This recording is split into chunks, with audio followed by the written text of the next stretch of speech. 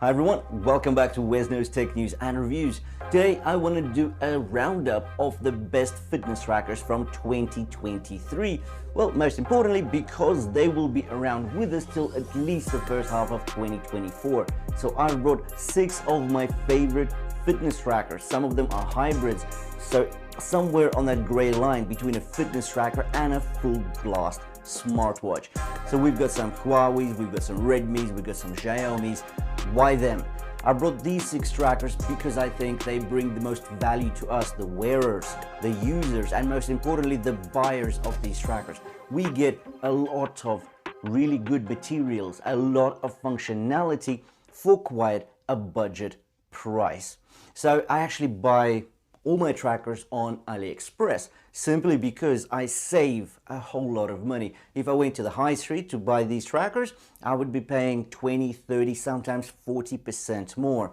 So to every tracker that I will be going through today, I've left the links in the description below the video to those listings. Now they are affiliate links, so if you do make a qualified purchase, I will get some kickback from AliExpress. It's not going to cost you anything, but it will help me get some commission and actually buy new trackers to bring to you on review. And now without further ado, let's get in and discuss my 6 favorite fitness trackers from 2023.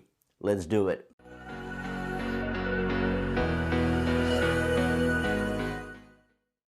Let's start off the conversation with 2 traditional type trackers, and this is the Mi Band 8 as well as the Huawei Band 8.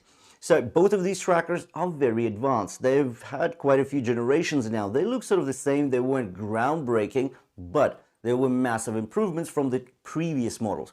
So if we start with Mi Band 8, finally, we get a metal case finish. This is nice.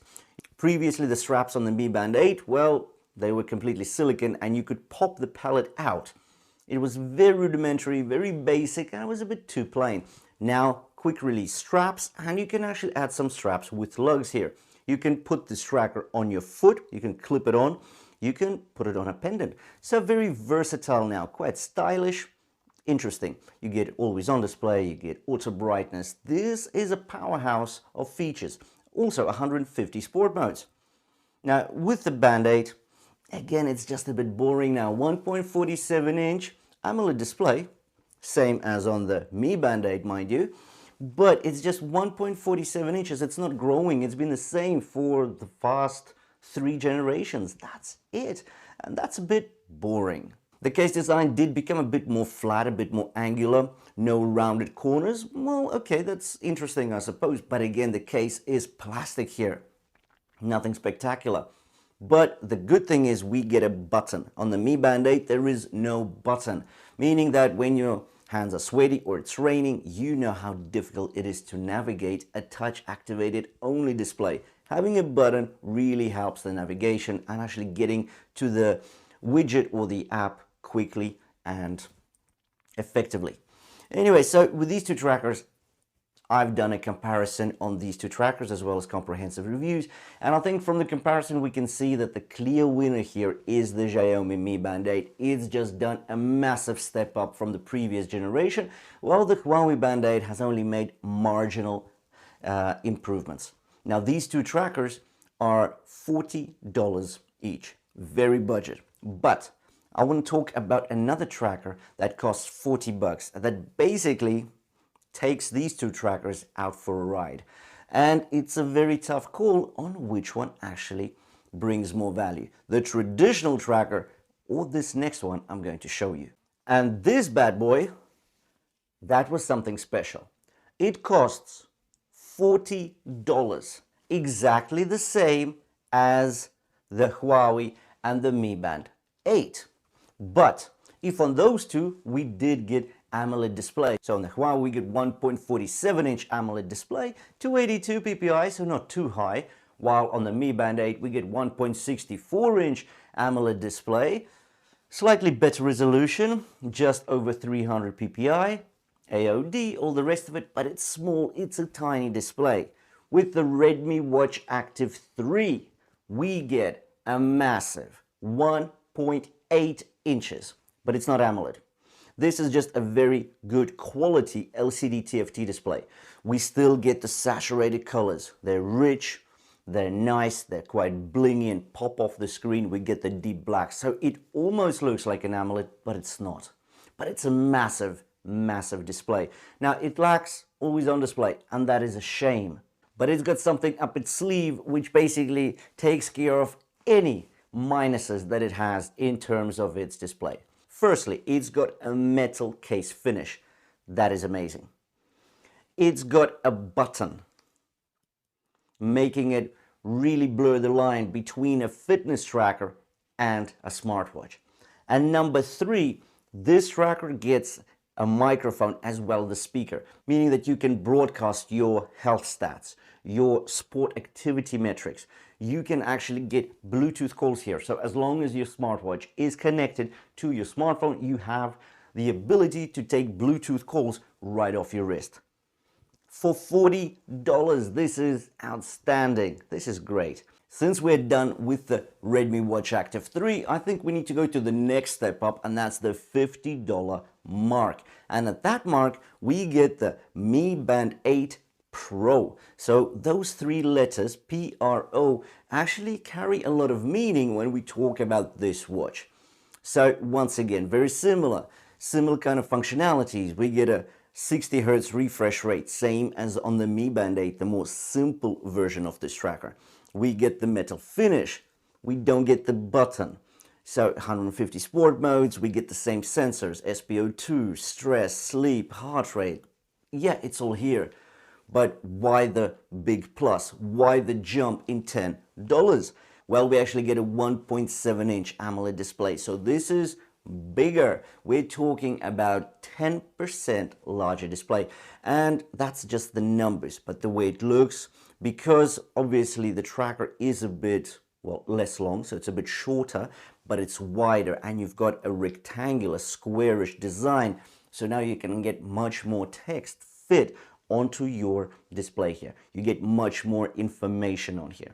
On top of that, you also get inbuilt GPS. So now you can actually go for a run or a cycle, and you don't need to take your smartphone with you to measure the distance and the speed. This tracker can do it for you.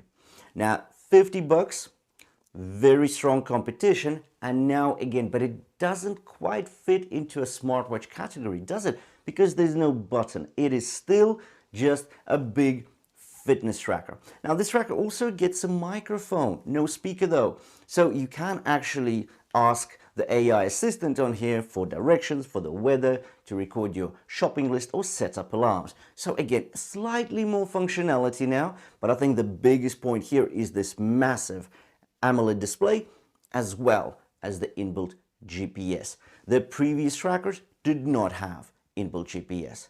And now let's go to the next stage. And so this is basically just sub or just short of $100.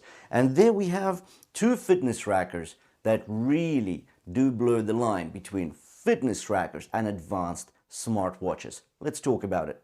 What we have here is the Amazfit Bip 5 as well as the Redmi Watch 4. Now, funny thing about this segment, basically the Amazfit Bip 5 came out in September of 23, while the Redmi Watch 4 came out on the 29th of November. So literally just 2 or 3 weeks ago. So slightly after the Amazfit Bip 5. Now let's start off with the Amazfit Bip 5. So here you get a 1.91-inch display. It's not AMOLED though, it's TFT LCD. High quality TFT LCD, yeah. Rich colors, they pop off, you got the deep blacks, lots of free faces. This is an exciting tracker. It gets a button, excellent, finally, great. It also gets inbuilt GPS, it gets a microphone and a speaker. And it gets a beautiful design with a curvature along the top of the tempered glass on top here. But it's plastic. It's plastic. There is no auto brightness, and this is on a tracker that costs $90. There is no auto brightness, and there is no always on display. Wow. Yeah, there's lots of features here. You know, you've got your sensors, as we discussed, heart rate, sleep, stress, SpO2, but that's the standard thing. Bluetooth calls, yeah, you can broadcast your activities, your metrics, you've got your speaker here, you can do a lot of things with this tracker, but it's plastic, and that is slightly cheap. And now we have the Redmi Watch 4 come on, and this one is actually selling at $75 to $80. That's it. But here you get a better yet display. You get 1.97 inches, and it's not TFT LCD. This is AMOLED, 600 nits of brightness. You get always on display. You've got auto brightness. You've got a whole lot of features here.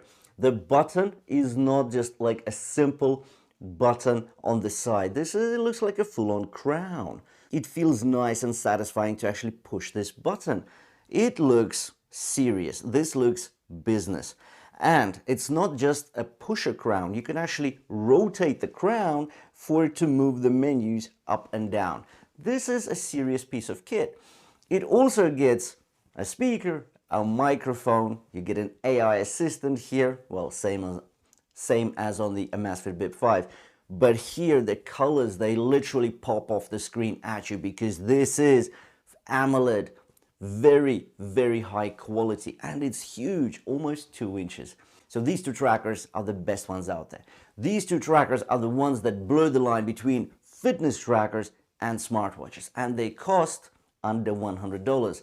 Yet, with the release of the Redmi Watch 4, I really can't see how a Massfit Bip 5 will stand up to the challenge, unless it does some really good updates.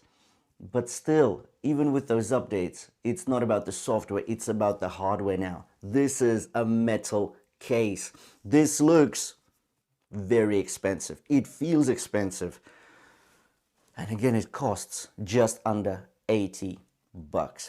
Anyway, so these are the 6 trackers that I wanted to highlight as the most advanced and the ones that bring most value to us, the users and the buyers of these trackers. I've left the links to the listings in the description below the video. Check them out if you're after some sharp prices. Thanks for watching. Hopefully you found this useful and insightful. Thanks for watching, and I'll see you in the next one.